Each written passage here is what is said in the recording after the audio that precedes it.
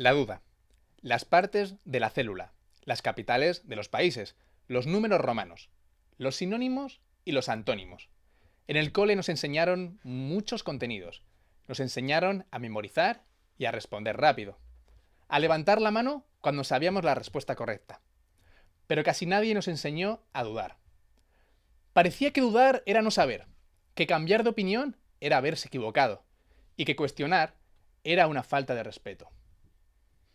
Y sin embargo, dudar no es una debilidad, sino todo lo contrario. Es el entrenamiento de aprender a pensar. Hoy que todo parece verdad, que todo parece urgente y que creer parece más importante que contrastar, ¿qué tal si desde el cole enseñamos a no creer un mensaje solo porque se repita? A entrenar las herramientas que nos ayuden a seleccionar y entender la información. Y a decir, no estoy segura, como muestra de inteligencia. Coge tu lupa porque empieza No estudié para esto.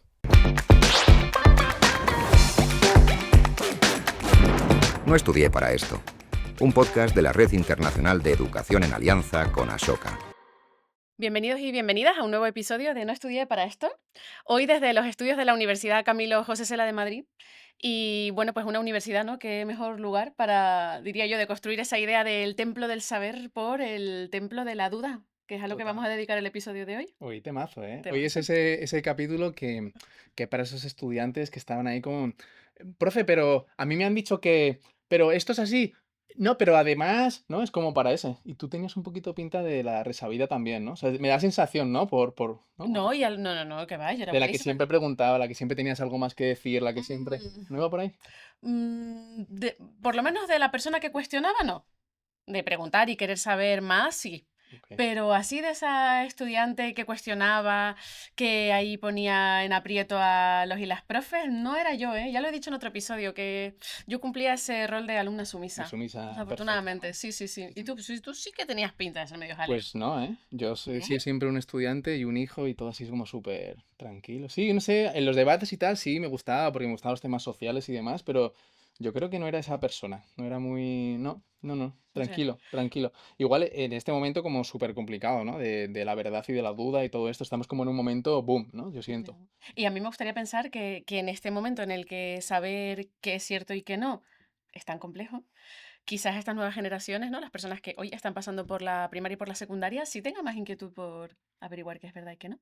Y no sean más Totalmente. vulnerables a creerse todo, no lo sé. No, yo siempre lo que recomiendo es ir a medios fiables, medios serios, medios legítimos, como por ejemplo No estudia para esto, que aquí pues, es un medio donde tenemos como ese peso, ¿no? Ese plomo, ese y tal, donde deben conseguir la información, ¿no? Total, todo lo que se dice aquí es verdad absoluta, sin duda.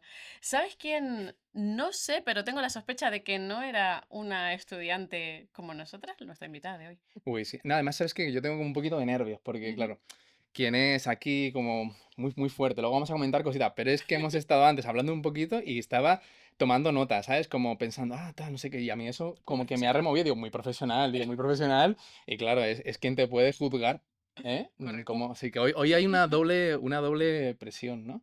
Y volviendo a este tema de, justo que yo quería recalcar, el tema de la locura ahora, ¿no? De la inteligencia artificial, de todo esto, de las mentiras y los bulos. Yo el otro día me tragué una historia tremenda, ¿no? Ujú, Vi a Pedro Sánchez dar una condecoración a KCO ujú. y yo me la había creído. O sea, yo era como, "Ah, ¿cómo puede ser? ¿Pero qué tal? No sé qué. Y lo puso creo que en sus redes, o no sé en qué era, y era un poco como de broma, ¿no? Y yo me lo creí Y totalmente era un así. vídeo de inteligencia artificial. Yo creo que tiene que venir KCO al programa para Para... que, para que me lo diga. O sea, yo no para quiero, no quiero, desmentir claro, de todo. mentira. Así que llamamos a KCO, por favor, para que Oye, sí, venga por está aquí al invitado. programa, ¿no? Qué bueno. Qué máquina. Qué bonito dudar, ¿no? Qué Pues bonito sí. dudar. Y también pasa una cosa, que cuando nos vamos haciendo mayores, yo siento que dudamos más, ¿no? También eso está bueno, Mm, ¿no? O sea, como, oye, la duda, ¿no? sí, Es- bueno, ahí yo creo que un punto de inflexión también porque siento que hay mucha gente mayor. Ujú. Desafortunadamente, que quizás por adquirir una serie de miedos, ¿no? O por no entender muy bien, también te digo, cómo funcionan estos nuevos medios de comunicación con los que a lo mejor no han tenido tiempo de familiarizarse por haber llegado a las redes sociales, ¿no? Y a toda la información de las redes más tarde, tienen más tendencia a creerse estas cadenas que se Ok, mandan por WhatsApp, ¿no? Yo siento que hay una generación también peligroso. de, sí, de personitas quizás, pues 30 años mayores que nosotras, a las que hay que acompañar para que no se crean todo lo que aparece por ahí. Mm. Bueno, como el futuro de los jóvenes, hoy vamos a visibilizar a una ONG, una iniciativa, ¿no? Que realmente es de jóvenes, ¿no? Sí. Y a mí eso me encanta porque hoy, pues, la red de jóvenes ciberresponsables, que a mí me encanta, y que es de la plataforma de infancia, que es este conjunto, ¿no? De ONGs que dan protección y dan lucha por los derechos de la infancia y la adolescencia, ¿no?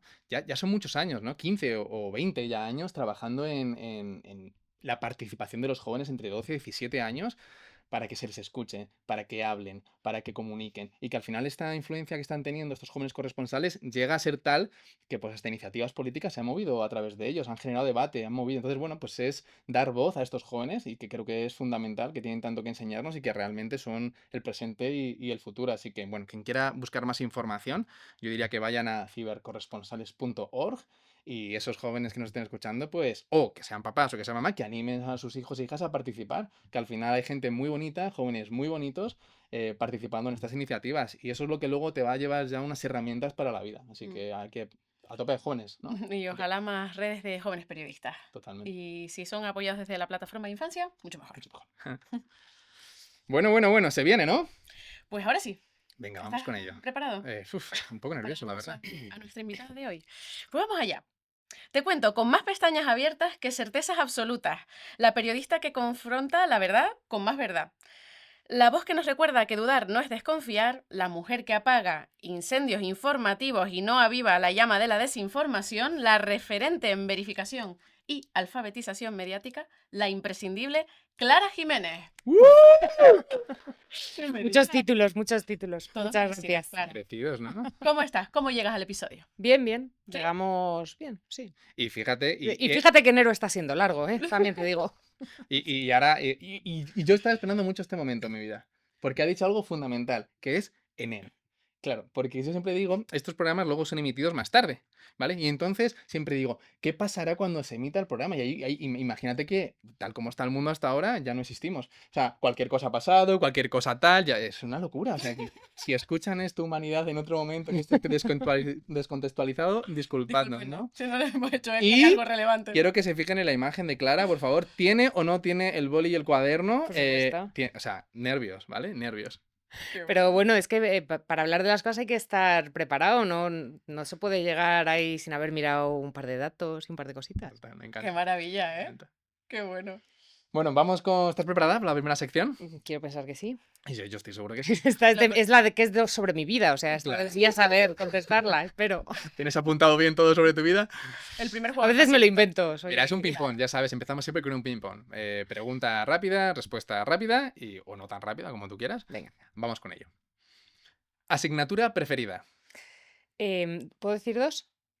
Totalmente. Historia del arte, pero yo en realidad estudié ciencias en la última etapa del cole y me encantaba la clase de biología y las disecciones. Y yo no soy médico, pues porque decidí hacer otra cosa, pero vamos, Ibas para si allá. no sería médico. Y cirujana.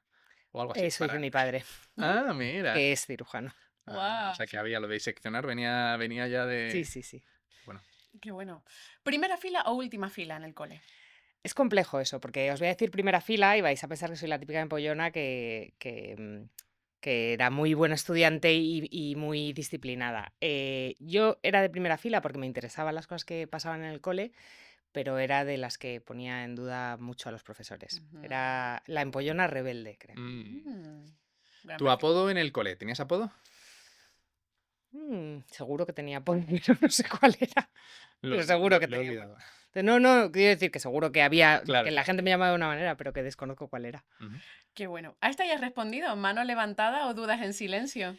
No, mano levantada, siempre. ¿Subrayador fluorescente o lápiz y notitas? Pues peor que todo eso. Yo tomaba apuntes en las clases, los pasaba a ordenador y a partir de ahí me sacaba esquemas. Wow. Qué maravilla. Es una manera de aprender, ¿no? En la Ujú. repetición constante de poder ir asumiendo ese conocimiento para mí ha sido muy Sí. útil en el cole, en la universidad y posteriormente para el trabajo al que me dedico, para poder hablar en público Mm, y organizar el pensamiento. De ahí también un poco lo de las notas. Ujú. qué bueno. ¿Qué preferías, examen tipo test o pregunta a desarrollar? A ver, por vaguería, examen tipo test, pero en realidad es mucho más fácil aprobar una pregunta a desarrollar si tienes un poquito de labia. Correcto. ¿Te fiabas más del libro o del profe? ¿Eran de los que el profe es el de la información o yo voy a ver el libro y las cositas? Pues es que desgraciadamente muchas veces los profes siguen mucho los libros, entonces tampoco hay mucha divergencia Ujú. en eso, ¿no? Pero cuando tienes un buen profe, te fías del profe y el libro ni lo miras, vamos. Qué bueno. Última y clásica pregunta, no estudié para esto. ¿Primer amor del cole, inolvidable o innombrable? Del cole, del cole, del Instituto cole, también del puede contar, ¿eh? cole. No, innombrable diría. Esta parte nos encanta mucho. Qué bueno, Clara, cuéntanos cómo era Clara en el cole. ¿Cómo fue tu paso por el cole, por el instituto? Bueno, o sea, yo era una buena estudiante que sacaba buenas notas, que se esforzaba, que le gustaba ir al cole y que le gustaban las materias que estudiaba, pero también era un poco rebelde. Entonces, convivían esas dos claras que yo creo que también no era muy fácil para los profesores, porque tú a un bala perdida que no hace ni caso, que saca malas notas y qué tal, le puedes intentar disciplinar o tienes razones para disciplinarle o maneras de disciplinarle. A una persona que saca muy buenas notas pero que te la está liando la mitad del tiempo, pues no es tan sencillo. Uy. Qué bueno. Pero ese lío era un lío. No, era un lío bueno, era un lío bueno. Lo que pasa es que, bueno, pues Como decíamos al principio, serás ese estudiante que el profesor a veces decía, no, por favor, sí, Clara, sí, ya, era, ya, era ya, ya. exactamente esa estudiante. Qué maravilla. Pero bueno, pero también creo que también dependía mucho de los profesores, ¿no? O sea, para la gente que es como yo, pues un mal profesor que no quiere responder a las preguntas más complejas o que no quiere andar en determinados temas, es más fácil de cuestionarle. Hay profesores que me han tenido como alumna que si me recuerdan, que es una cosa que descubres cuando te haces mayor, que Ujú. es que tú siempre recuerdas a tus profesores, pero tus profesores no siempre te recuerdan a ti, esa es la realidad. Normal, son muchos. Claro, exacto. Es como Mm. pasan por aquí 30 cada año. ¿Cómo me voy a acordar de ti? Em, a los buenos profesores, la gente como yo tampoco les cuestiona porque es que son muy buenos profesores. Y yo he tenido la fortuna de tener muy buenos profesores a lo largo de mi infancia y luego he tenido alguno que pues, es que no quería dedicarse a eso. O sea, no hay otra. Claro. Hablábamos en otro episodio, pues, de dos cosas que has nombrado, ¿no? Una es de la invisibilidad, ¿no? Y también lo trajimos un poquito a pensar que desafortunadamente hay estudiantes que fuimos invisibles para los docentes, o nosotras como docentes pensar si invisibilizamos a algún estudiante, ¿no? Como que tú no recuerdas y a lo mejor, ¿no? Pues hay personas que no te recuerdan a ti.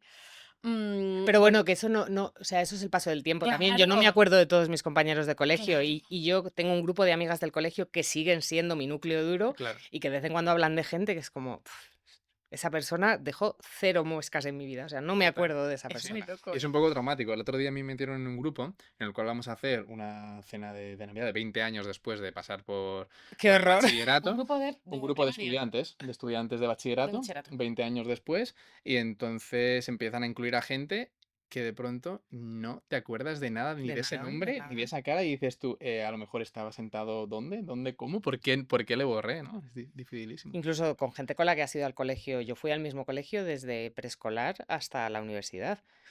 Y de verdad que hay gente con la que he convivido durante 18 años de mi vida que no me acuerdo. Y el colegio, entre el colegio y la escuela, el colegio, o desde el colegio y el bachillerato, depende cómo lo hablamos aquí, ¿no? En España. Pero ¿viste mucha diferencia? ¿Sufriste esto? ¿Cómo lo viste ese paso? ¿Cómo viviste tu paso? ¿Dónde fue donde más aprendiste? ¿Dónde más te inspiraste? ¿Dónde? Es que fíjate, yo creo que cuando haces ese paso, ¿no? De cuando el colegio y el instituto son el mismo centro, es el Ujú, mismo grupo de personas, es el mismo entorno, yo creo que ese paso es menos traumático, ¿no? Que ujú, cuando de repente un chaval de 13 años aparece en un instituto que son críos con los de 18 y esa claro, ujú. diferencia es brutal. Em, ¿Cuál fue más inspirador? Pues no sabría decirte, yo iba a un cole que moraba mucho, que tenía Ah, huerta qué, y granja y recuerdo esa primera infancia con mucha ilusión. qué bueno. Es de la misma manera un cole que conforme te ibas haciendo mayor priorizaba la ciencia sobre las letras y eso Mm. no era tan ideal. creo, cuando lo ves con perspectiva. Y luego yo tuve la inmensa fortuna y el inmenso privilegio de estudiar en Estados Unidos y comparar sistemas educativos, porque además en Estados Unidos estudiaba en un colegio súper hippie. Mm, No había pupitres, estudiábamos tirados en el suelo sobre almohadas. Mm, La clase de matemáticas en realidad era una clase de álgebra y programación. O sea, de wow. repente aprendí cosas súper locas que nunca hubiera visto en el sistema educativo español y que también me ayudaron mucho a entender el mundo de otra manera. Hay una asignatura que tenía en ese cole que me encantaría que existiese en España en realidad, porque ayudaría mucho a mi tema, Ujú, que se llamaba Current Events, que básicamente mm, nos leíamos varios artículos de un tema que fuese noticia esa semana ujú, y durante 1 hora y media debatíamos, teníamos 15 años de aquella, ujú, debatíamos sobre cómo afectaba nuestra vida, cómo afectaba nuestro entorno, dónde nos posicionaba dentro de la sociedad y era una manera muy interesante de acercarse a la información y de entender el mundo en el que vives cuando te estás convirtiendo en un adulto. ujú. qué bueno. Y bueno, qué suerte, ¿no? Haber podido tener Eso esa es un privilegio experiencia. absoluto que desgraciadamente no puede tener todo el mundo, es la realidad. Y sobre todo porque me generaba la curiosidad saber si tuvieras que rescatar solo una cosa de todas las que has contado que viviste en ese sistema educativo estadounidense o en esa escuela en la que estuviste para introducirla en los coles de aquí. O si al revés, rescataras alguna cosa que piensas que te faltó allí, que rescatarías de las escuelas de aquí para allá, ¿cuál Pues dirías? fíjate, yo creo que el Solo una. sistema que tenían, de las de aquí para allá, tenían un sistema magnífico en el que la gente no se sabía las tablas de multiplicar.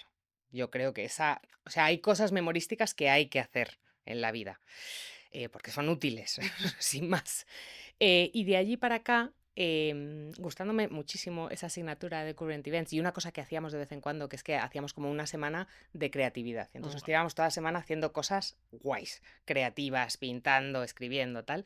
Te diría que la que rescataría sería el estudio de matemáticas entendiéndolo como álgebra y como programación, Mm, porque de la misma manera que no se sabía la tabla de multiplicar, su capacidad de raciocinio lógico estaba a años luz del nuestro, fíjate. siendo muy pequeños además. y de todas esas dos historias, vidas y de toda tu infancia, de lo que eres ahora, la profesional que eres ahora, ¿qué es lo que sientes de esto se lo debo, esto lo recogí aquí? O igual incluso también estos miedos, o esto tal, o sea, también arrastro esto de la escuela, porque, bueno, pues están las dos cosas, ¿no? De la educación se arrastran Ujú. mochilitas y se arrastran bastones, bastones para ayudarte en la vida, que qué bueno que me enseñaron esto, y otras cosas que llevas en la mochila y dices, jo, me ha pesado mucho y me ha costado mucho quitármelo. Bueno, cuando eres muy pequeña, cuando te empiezas a ir de casa a otro país a estudiar, yo eso lo puedo hacer, entre otras cosas, porque una parte de mi familia es americana y entonces me podía ir a Ujú, casa de mi familia. Te conviertes en un ser muy independiente desde muy pequeño, porque de repente te tiras 4 meses sin tus padres y eso te amuebla la cabeza de una manera que te permite hacer lo que hago yo ahora, que es viajar muchísimo por trabajo, haber viajado mucho sola a lo largo de mi vida, ujú, sin que no solamente no me importe, sino que me encante. ujú, Em, pero bueno, sí, también supongo que te crea barreras porque cuando estás entrando en lugares nuevos con, no digo cierta frecuencia, yo fui al mismo cole toda mi vida en España, pero es verdad que durante un par de ocasiones a lo largo de mi infancia de repente aparecí en un cole en Estados Unidos en el que tenía que conocer a la gente de cero y volver a presentarme como persona, por decirlo de alguna manera. Y eso también hace que te cierres un poco más a la gente, ¿no? ujú. Que te autoprotejas un poco porque a veces te puede salir mal. Interesante.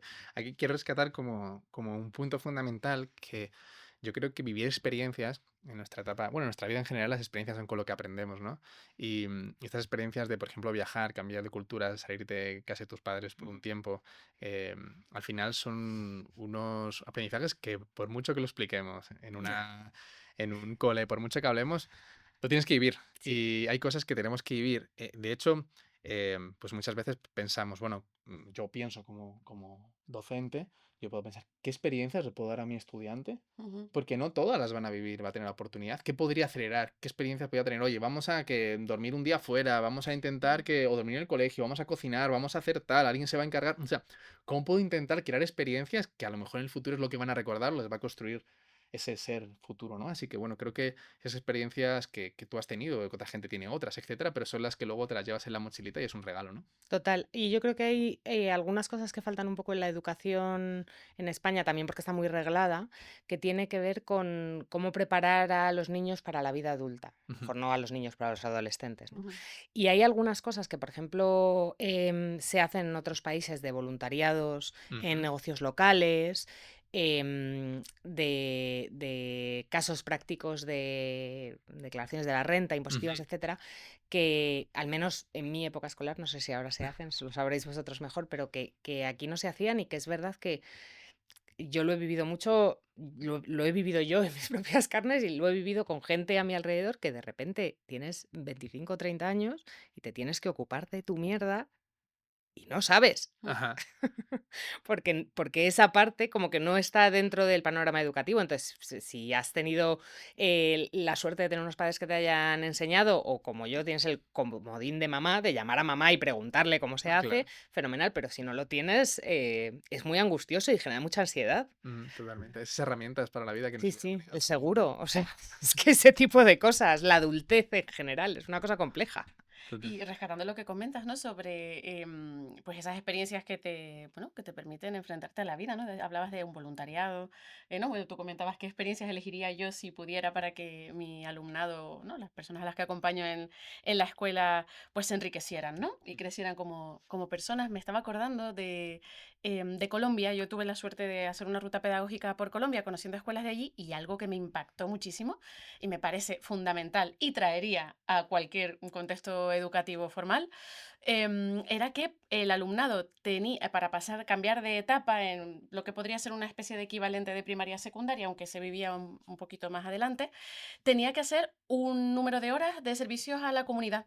Y Ujú, podían elegir dónde los querían hacer. mm, Si querían acompañar a personas mayores y hacerles, bueno, a personas mayores dependientes, un acompañamiento. Si querían pues trabajar con niños y con niñas, a lo mejor con familias con una realidad compleja, y ayudarles a hacer las tareas. Podían elegir qué servicio, pero tenían que hacerlo. Y el director o directora del centro tenía, uno, que aprobar el proyecto que traían. Oye, quiero hacer este servicio a la comunidad, ¿qué tal? ¿Está completo, sí o no? Y a la vuelta entregar un informe que de alguna manera justificara que tú has pasado por esa claro. experiencia. Porque la experiencia puede pasar por ti, pero puedes tú no pasar por ella, ¿no? Y me Ahí parecía increíble. lo hablábamos Claro. antes fuera de micro, a mí ahí me ayudó mucho el mundo scout. Wow. Ay, qué bueno. Yo me convertí en scout muy mayor, o sea, yo entré en los scouts con 15 años, es decir, no fui castor y luego lobato y tal, pero me ayudó mucho a crecer, a entender un poco lo que era el trabajo en comunidad. Ayuda mucho a la gestión de emociones, el ser Mm. scout. Esto en los scouts se hace una intervención casi mensual, porque te sientas con tus compañeros de unidad y te cuentan lo que han visto que has mejorado, lo que creen que has empeorado, el margen de mejora que tienes para que ese círculo funcione, sin más. Y entonces eso yo creo que ayuda mucho en la adolescencia a colocar el coco y a entender dónde estás siendo buena gente y dónde igual te estás equivocando un poquito.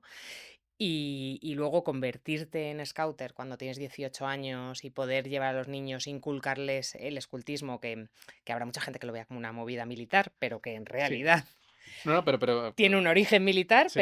pero tal y como funcionan los grupos scouts ahora mismo en España, es una cuestión súper social, es bellísimo, vamos, Sí, yo es de las mejores cosas de mi vida, sin totalmente. duda. O sea, al final son grupos de ocio y tiempo libre, lo puedes llamar Mm, scout, lo puedes llamar de muchas maneras y hay muchos.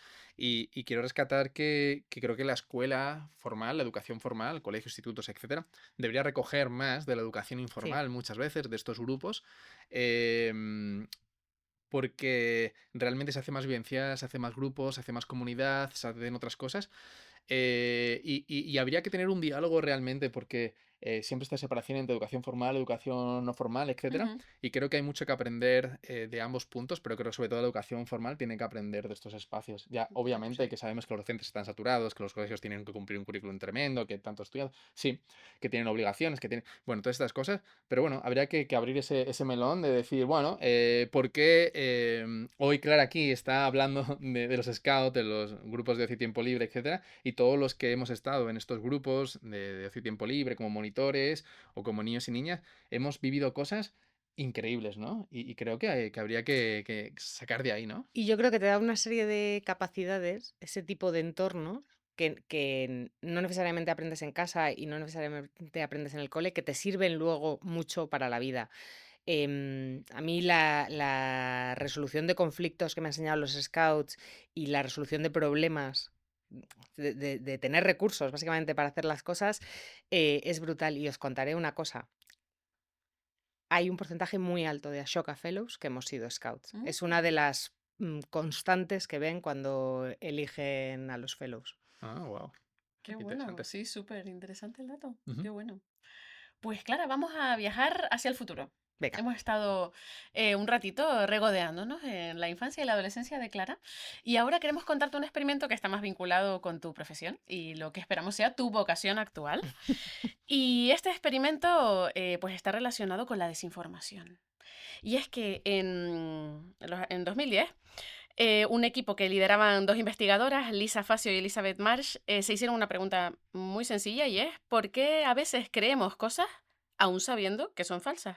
Y diseñaron un experimento muy muy sencillo. Reunieron a diferentes grupos de personas adultas y les mostraron una serie de frases, algunas verdaderas y otras falsas. Entre las falsas, por ejemplo, estaba la capital de Australia es Sydney o las avestruces esconden la cabeza bajo tierra. Paréntesis, yo pensaba que eran verdad. Siempre pensé que era verdad eso. O sea, muy frustrado con este experimento. Sí, continúa.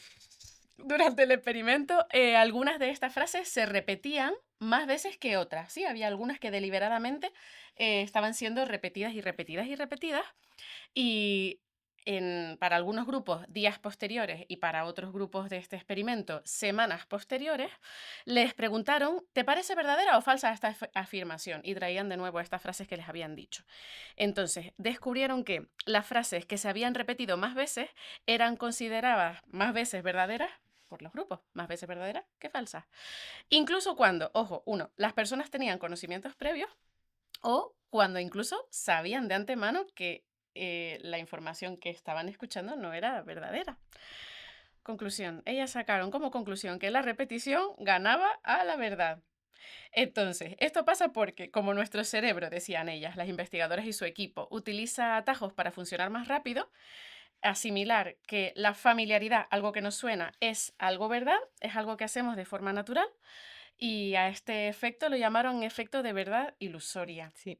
Se llaman sesgos heurísticos, esos, y son Ahí está. efectivamente los atajos que utiliza nuestro cerebro para que seamos capaces de gestionar la información de una manera rápida, pero que a veces hacen que caigamos más en la desinformación. Ese es uno, ¿no? El sesgo de familiaridad, que algo que te han repetido muchas veces es más posible o más probable que lo califiques de verdad. Algo que has visto en diferentes formatos, en diferentes sitios, también es más posible que lo califiques de verdad.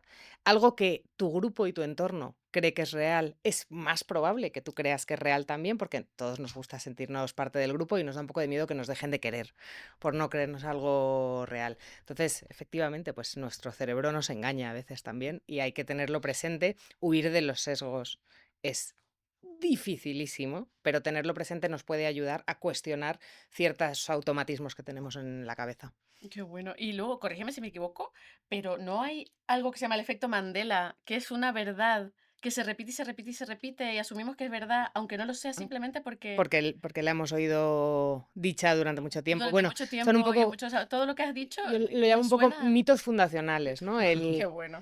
Hay cosas que son mitos que están establecidos en las sociedades. Os pongo un ejemplo absurdo pero real. No te puedes bañar después de comer, ¿no? Pues ese es un mito que tenemos totalmente integrado, que nunca cuestionamos y en realidad no es verdad. O sea, no pasa nada porque te bañes después de comer, no se te va a cortar la digestión, no funciona así. Qué bueno. Pues en relación a todo lo que has contado y a este experimento, ¿no? Que demostró pues todo lo que has resumido muy bien, nos preguntamos una cosa que suponemos que tú pues has tenido que plantearte A ver. para dedicarte a lo que te dedicas y es, ¿qué es mejor entonces? ¿Desmentir constantemente un bulo? ¿O luchar contra la desinformación desmintiéndola? ¿O bombardear con una verdad?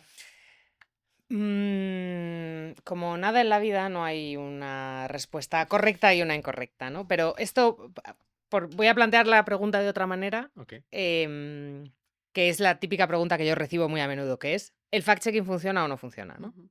que es siempre lo que se pone en duda. Y hay mucha crítica sobre el fact-checking, pero la realidad es que estudio tras estudio desde hace más de una década, y los últimos son de 2025 y 2024, demuestran que las etiquetas de los verificadores, por ejemplo, en redes sociales, corrigiendo una desinformación, por un lado, tiene un efecto sobre la creencia en la falsedad, que se reduce bastante, pero por otro lado, además, tiene un efecto sobre los usuarios que leen esas etiquetas, que muchas veces, si han compartido la desinformación, la borran, y muchas veces se, se, se paran y se frenan a sí Ujú. mismos a la hora de compartir en el futuro. Ok. Entonces, esas intervenciones de fact-checking son efectivas, con limitaciones, como todo en la Ujú. vida, pero son efectivas. Hay otra cosa que apoyaría tu otra tesis, Ujú. que es que lo que dicen los estudios también es que a veces el fact-checking, como siempre se hace en términos de negación, Ujú. no esto es falso, no esto es falso, eso tiene un efecto de rechazo en una parte de la audiencia porque la gente se harta de que le corrijas, básicamente, por decirlo de alguna manera, y entonces te quieren un poquito menos cada vez que les corriges. Mm. Entonces, una de las cosas que se ha testeado y que funciona muy bien es de vez en cuando dar un sí, esto es verdadero, para que esos grupos que pueden estar polarizados hacia un lado o hacia otro te cojan un poquito de cariño de vuelta. Ah, mira. Que súper interesante. Qué Totalmente estrategia tan ese curiosa. jugar, ¿no? Sí, Como sí, bueno, para, la psicología al final, todo lo que tiene de psicología es Claro, la es que desinformación, ¿no? hay una cosa que yo aprendí cuando me empecé a meter en el mundo de la desinformación, que es entender que la creación de evidencia científica de lo que funciona y de lo que no funciona y de cuáles son las estrategias más interesantes para atacar a una desinformación o a una narrativa falsa, Ujú. tiene mucho que ver con haber hecho muchos testeos y con haber hecho muchos experimentos y con trabajar muy alineado con la investigación académica. Podemos tomar las decisiones así, pero Ujú. si las tomamos basadas en datos, que es a lo que nos dedicamos, pues Claro. mejor. Entonces nosotros trabajamos mucho, por ejemplo, con universidades y tenemos una sección entera dentro de la Fundación de Investigación Académica para entender efectivamente cómo Ujú. funcionan esas cosas y saber cómo podemos mejorar el impacto de nuestras Qué verificaciones. importante. Y fíjate si a lo mejor lleváramos de base en esos estudiantes, en la educación, esa mirada o esas herramientas o para poder hacer esto de base, Mm. ¿qué herramientas? ¿Cómo crees que podemos trabajar en la escuela como puede pronto? Claro, esto lo tenemos que hacer con una serie de quizá de personas que no han sido educadas o no han sido tal o no tienen esa mirada o no lo sé o tienen otras intenciones que también existen, Ujú. pero desde la escuela, ¿cómo podríamos trabajar esto? Bueno, es que me da la sensación de que muchas veces cuando pensamos en la investigación científica o en la evidencia científica, pensamos solo en lo que tiene que ver con la ciencia, ¿no? Y Ujú. creo que hay varios problemas ahí. Por un lado, creo que en el cole se explica el método científico de una manera demasiado específica Ujú. para lo amplio que puede ser el método científico y Ujú. cómo se aplica. Muchas veces lo que nos encontramos en la desinformación ya en la vida adulta, de cómo la gente entiende el método científico, es que no lo entiende. O sea, la gente cree que la ciencia es determinista y no es así. Ok. La ciencia es algo que avanza, que se revisita, que puede cambiar en el tiempo. Y yo creo que esa es una concepción que la sociedad no tiene de la ciencia. Interesante. Y por otro lado, creo que muchas veces hablamos de estos experimentos que tienen algo de psicología y algo de sociología, que también son ciencia, Ujú. pero no lo explicamos como si fueran ciencia. Le damos un poco lo que hablábamos antes de, se le da como un poco menos de peso. Y en realidad estos son los estudios que nos ayudan a entender cómo funcionan los seres humanos y cuáles son nuestros sesgos, los atajos heurísticos que toma nuestro cerebro, que en la escuela estaría bien que se enseñaran. ¿Cómo? Bueno, yo creo que adolecemos de tener una... No quiero decir una asignatura, porque yo ya sé que vais a estar, ¿vale? Pero hace falta insertar la alfabetización mediática y la cultura crítica en las escuelas, a lo mejor no como una asignatura específica, Ujú. pero sí de manera transversal en toda la currícula. Eso es una cosa que el gobierno del Partido Socialista dijo que iba a hacer cuando Isabel Celaá era ministra. Isabel Celaá no es ministra desde 2021 y aquí seguimos peleando con la idea de incluir la alfabetización mediática en la cultura crítica, porque además hay uno, porque yo creo que no se han hecho esfuerzos suficientes a nivel político, pero por otro lado, también hay mucho discurso de Ujú. van a adoctrinar a mis Exacto, hijos. sí, sí, lo de siempre, ¿no? Ujú. Pero es que tenemos un problema, o sea, tenemos un problema real. Le damos a los niños cuando tienen 11 años un Claro. dispositivo y les dejamos navegar y les dejamos gestionar la información a la que acceden sin darle ningún tipo de herramienta. No las tenemos ni siquiera los adultos, que también Totalmente. tenemos que reaprender a consumir información en este mundo 24/7 de plataformas, de estar interconectados y de sobreinformación, pero les estamos haciendo un flaco favor a los niños, la verdad. Sí, rescatando esto que comentas, ¿no? La orfandad digital, este Sí, ¿no? Este sí, sí. abandono desafortunado que hemos hecho las personas adultas, muchas personas adultas, ¿no? Con personitas jóvenes dando un dispositivo con libre acceso y sin el acompañamiento necesario, ¿no? Y por tanto, siendo vulnerables a recibir cualquier tipo de información, una duda que nos plantean muchas familias, ¿no? Y nos planteamos incluso muchas personas que nos dedicamos a educar, es, teniendo en cuenta esa crítica que se hace todo el rato de, claro, es que ahora la gente joven se informa en TikTok y en TikTok hay mucha mentira, ¿vale? ¿Y dónde van a informarse? Porque cuando ya somos adultos y adultas, tenemos, bueno, la capacidad para leer un periódico, entenderlo, ¿no? Pero es un formato bastante adulto, interpreto yo. Sí. No sé si nos está faltando Bueno, yo creo que un eso, medio fíjate, de creo que se está comunicación. empezando a resolver. Estamos viendo cada vez más creadores de contenido que producen información y yo creo que el tema que hay que ver ahí es que esos creadores de contenido tengan una deontología periodística detrás y una serie de formación al respecto. Maldita tiene una cuenta que se llama Factos, que está dirigida a gente joven, que lo hace una periodista que tiene la edad de consumir esa cuenta, pero uno, ha estudiado periodismo, dos, tiene un equipo de edición detrás que lleva haciendo esto muchos años para que no cometa errores, para que no desinforme y para que la información que da esté curada con un lenguaje asequible, divertido, entretenido y que te enganche, pero sin cagarla. Sí, que al principio lo decías y lo voy a rescatar ahora porque fíjate que estamos hablando de los jóvenes y los jóvenes no votan. Los jóvenes no toman algunas decisiones. Los jóvenes no están. Pero ojo con las personas mayores o medias o vamos, la mayoría de personas adultas que están tragándose unas informaciones, abriéndose su primera cuenta en Instagram o en tal y consumiendo esto con un logaritmo que te hace que escuches lo que quieres escuchar, lo que has visto, o sea, te empieza a consumir y esas personas que creemos o estamos dando por hecho que tienen las herramientas para ser críticos, para analizar, para tal, y no, están llevando al mismo nivel de tragarse cualquier información Mm, que los jóvenes o más. Y ujú, encima esas personas, como digo, son las responsables de estos jóvenes, claro. son las personas que votan, son las personas que las cabezas y líderes de partidos, de empresas, de asociaciones, de entidades, etcétera, etcétera. Entonces, ojito que esto vale disparar un poco para todos y todas, ¿no? Sí, yo creo que estamos de todas formas, estamos en un momento en el que vamos a ver cómo el mundo cambia de muchas maneras. Creo que estamos viendo unos cambios geopolíticos brutales. No sabemos dónde estaremos cuando Sí. esto se emita, ya veremos. Em, pero creo que eso también va a hacer que haya cierto cambio de conciencia de lo que se consume y cómo se consume y quién te está dando la información, porque mucha gente se va a dar más cuenta Sí. de que hay una parte de lo que ven online que lo que está haciendo es intentar manipularles. Ujú. Creo que eso es algo, bueno, que desgraciadamente va a llevar más tiempo del que nos gustaría y probablemente más dolor del que nos gustaría, pero que en algún Pero momento como quizá ocurrirá. estoy dándome cuenta, antes hablábamos de la experiencia para aprender, pues creo que la experiencia va a ser a golpes. A mí me Claro. pasó hace poco que yo pensaba que iba a ganar o iba a perder, no me voy a posicionar ahora mismo, un presidente de otro país, 100% seguro por todo lo que yo veía en internet. Digo, este Estabas viendo presidente... tu sesgo de internet. Claro, entonces estaba viendo, digo, Tu "Oye, algoritmo. fatal. No, y de pronto gana por mayoría absoluta o por una mayoría increíble. Y dije yo, vale, ya no pienso pensar, nada, Claro, no hago caso, porque fíjate, o sea, me están dando lo que yo quiero quizá escuchar. claro, Pero no, no iba claro. por ahí, ¿no? Es Así tal que cual. sí, sí. Bueno, pues como en No Estudia para esto hemos venido a jugar y podemos proponer todos los cambios que queramos ver en el mundo, ¿no? De hecho, decía Clara antes, no sé si es justo que diga debería haber una asignatura que, porque ya sé que el profesor está muy saturado, ¿no? Pero vamos a imaginarnos y te vamos a proponer un jueguito de preguntas y respuestas que el pensamiento crítico pudiera ser una asignatura. Te vamos a hacer este planteamiento, te vamos a presentar una serie de respuestas para que tú te posiciones y nos digas cuál creerías que es la más correcta desde tu punto de vista. Venga. Imagínate que el pensamiento crítico fuera una asignatura que se debería evaluar más en esta materia. A. La capacidad para detectar bulos. B. La habilidad para hacer buenas preguntas. C. La valentía de decir no estoy segura como para opinar. Qué complejo. Seguro que no la uno. Desmentir bulos es algo que Para eso están los profesionales. Honestamente, es que cada vez es más difícil de desmentir. Además, no pretender que eso lo haga la población a nivel general es absurdo.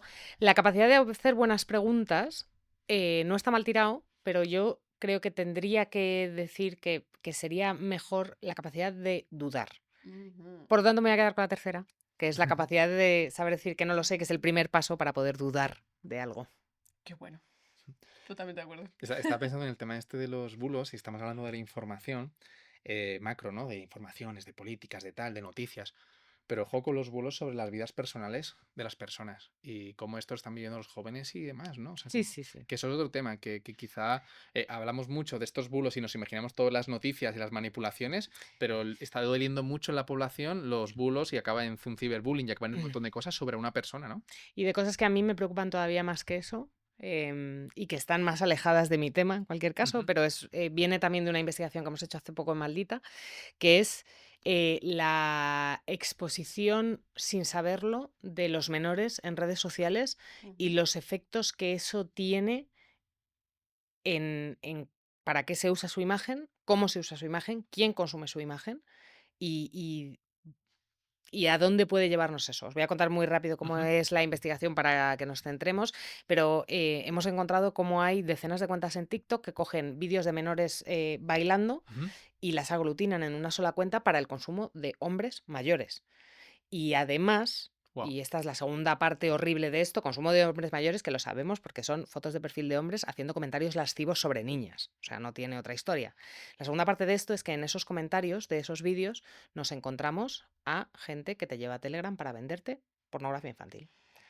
Y eso es un mundo que está ahí fuera, que existe y que yo creo que hay muchos padres que son poco conscientes de Ujú. que ese mundo existe Ujú. Ujú. y que en ese mundo están las fotos de tus hijas, de tus sobrinas, incluso las que tú subes a tu propio perfil. Wow. Fuerte, ¿no? Se ha dejado Peligrosísimo. con un sabor de boca Sí, estupendo. no, Por eso pero hay vamos a que pasar traerlo. a la segunda pregunta de posicionamiento, que es bellísima. Y con Venga. esta vamos a cambiarle un poco el flow. Cuando acabas el colegio, la institución, imagínate que te entregaran algo más que el título. ¿Qué deberían entregarte de manera simbólica al finalizar tu etapa educativa? Te doy tres opciones. A. Una guía con los aprendizajes para la vida que la escuela no enseña. B. Un álbum con fotos tuyas para que no se olvide tu paso por la infancia. C. Unas llaves del colegio para que sepas que pase lo que pase, ese siempre será tu hogar. Joder, es súper romántica la C, ¿vale? Pero es que yo no soy esa persona. O sea, lo siento. A. Una guía para la vida, pero a poder ser que la escuela sí enseñe. Qué bueno. Y yo cuando hicimos esta pregunta, yo pensé, ¿sabes lo que me gustaría? Que es realmente los profesores saben Se lo que es. acuerden, que se acuerden. Sí, obviamente. No, pero Se acuerden de mí. fíjate que esa guía, ¿sabes quién la debería hacer?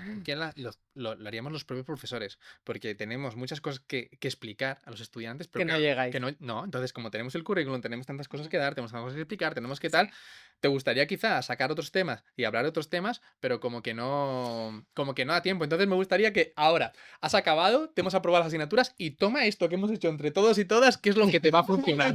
Hemos contado. Olvídate. ¿Sabes que es un verdadero drama eso? Porque nosotros tenemos un equipo educativo y trabajamos mucho a diferentes niveles para intentar meter todo lo que podemos en las currículas, lo que tiene que ver con alfabetización mediática y cultura crítica.